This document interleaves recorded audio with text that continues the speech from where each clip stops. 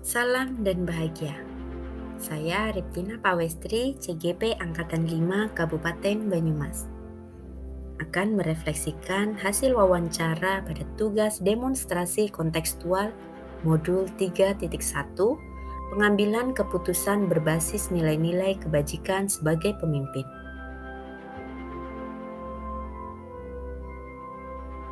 Selama ini para pemimpin pembelajaran dapat mengidentifikasi kasus-kasus yang merupakan dilema etika atau bujukan moral, yaitu dengan cara mengenali bahwa ada nilai-nilai yang saling bertentangan dengan situasi dilema etika atau bujukan moral. Kemudian menentukan siapa yang terlibat di dalamnya, mengumpulkan fakta yang relevan, mengelompokkan kasus-kasus menurut tingkat kesulitan dan waktu penyelesaian. Selama ini, para pemimpin pembelajaran yang saya wawancara menjalankan pengambilan keputusan di sekolah untuk kasus-kasus di mana ada dua kepentingan yang sama-sama benar atau sama-sama mengandung nilai kebajikan adalah dengan melihat kasus yang ada kemudian mempertimbangkan di mana kasus itu sendiri memiliki dampak terhadap kepentingan pribadi atau kepentingan orang banyak.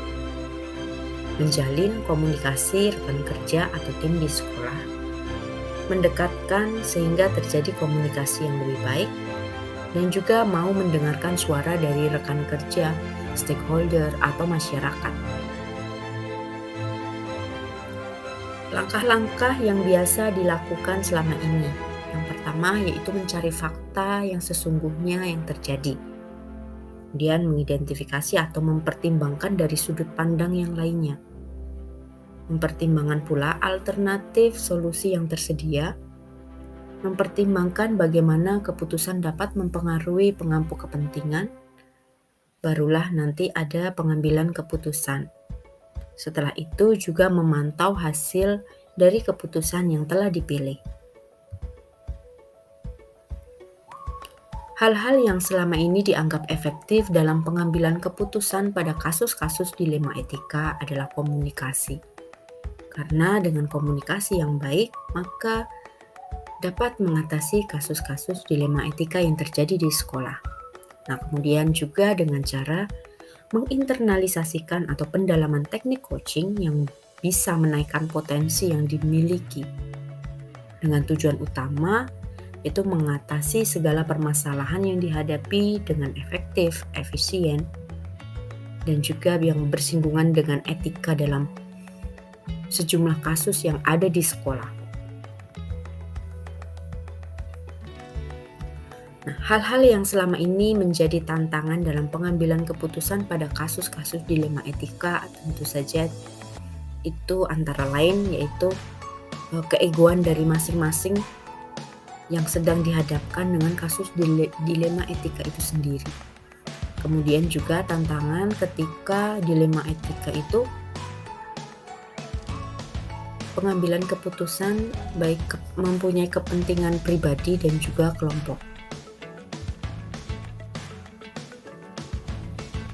Nah, untuk jadwal tertentu dalam sebuah penyelesaian kasus dilema etika, dari 3 pemimpin pembelajaran yang saya wawancara itu tidak mempunyai jadwal khusus dalam penyelesaian suatu kasus, akan tetapi saat kasus itu ada di sekolah kita harus siap. Kemudian melihat kasus apa yang dihadapi sekiranya berat atau butuh waktu dalam penyelesaian, biasanya terlebih dahulu akan mengambil waktu yang tepat, dan apabila kasus dilema etika yang dihadapi itu ringan, maka saat itu bisa diselesaikan. Kemudian seseorang atau faktor-faktor yang selama ini mempermudah atau membantu dalam pengambilan keputusan yaitu tim kerja di sekolah, kemudian ada melibatkan guru-guru lebih senior, kemudian adanya komunikasi yang baik, kemudian kesiapan dari pemangku kepentingan, dan juga itikat baik dari pelaku kasus dilema etik yang bisa diajak kerjasama untuk segera dapat menyelesaikan permasalahannya. Dari semua hal yang telah disampaikan, maka pembelajaran yang dapat dipetik dari pengambilan keputusan dilema etika yaitu menjadi lebih berhati-hati dalam pengambilan keputusan, kemudian menjadi lebih bijak dalam memainkan peran sebagai pemimpin pembelajaran, cermat dalam melihat dilema etika dan juga pengujian yang tepat atas kasus yang dihadapi.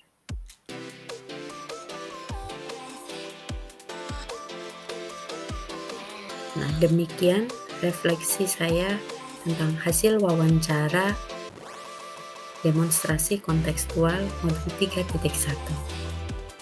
Terima kasih. Guru Bergerak Indonesia Maju.